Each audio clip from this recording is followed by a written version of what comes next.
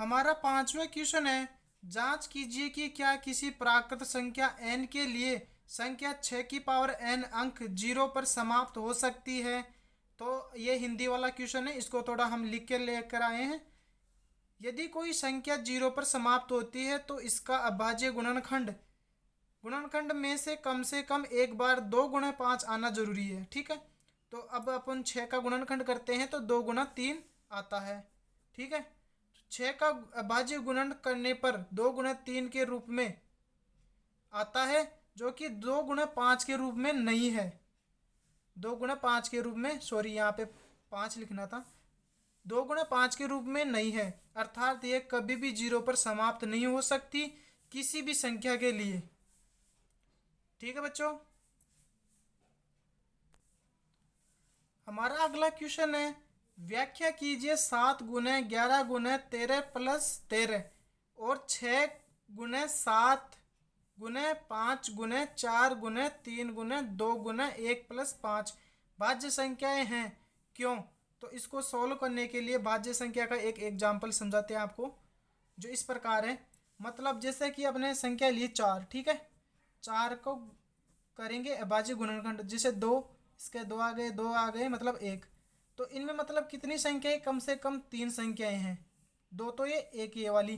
ठीक है, तो इसमें मतलब कम से कम 3 संख्याएं होनी चाहिए, तभी वो भाज्य संख्याएं होती हैं। ठीक है, तो इसमें मतलब जैसे आपको किसी ने पूछ लिया है कि सबसे छोटी भाज्य संख्या कौन सी होती है, तो आपको 4 बताना है। ठीक है, तो इसको सॉल्व करते हैं अपन।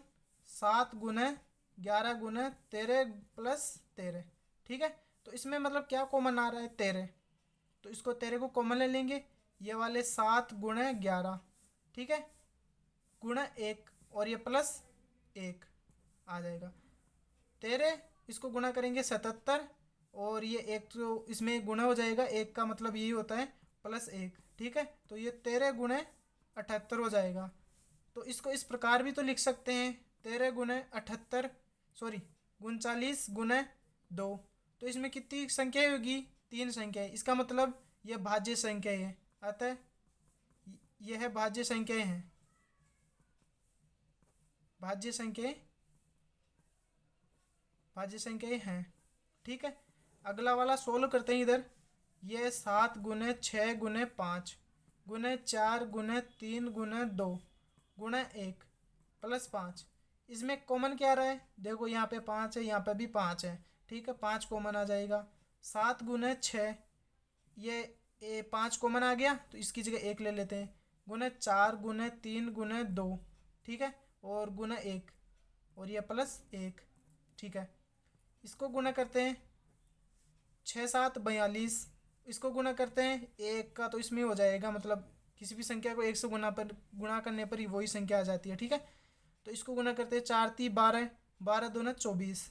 ठीक है, ये गुना प्लस 1। ठीक है, इसको गुणा करते हैं, 5 कॉमन है ही, इसको गुणा करने पर कितना आएगा, इसका गुणा करने पर आ जाएगा 1008।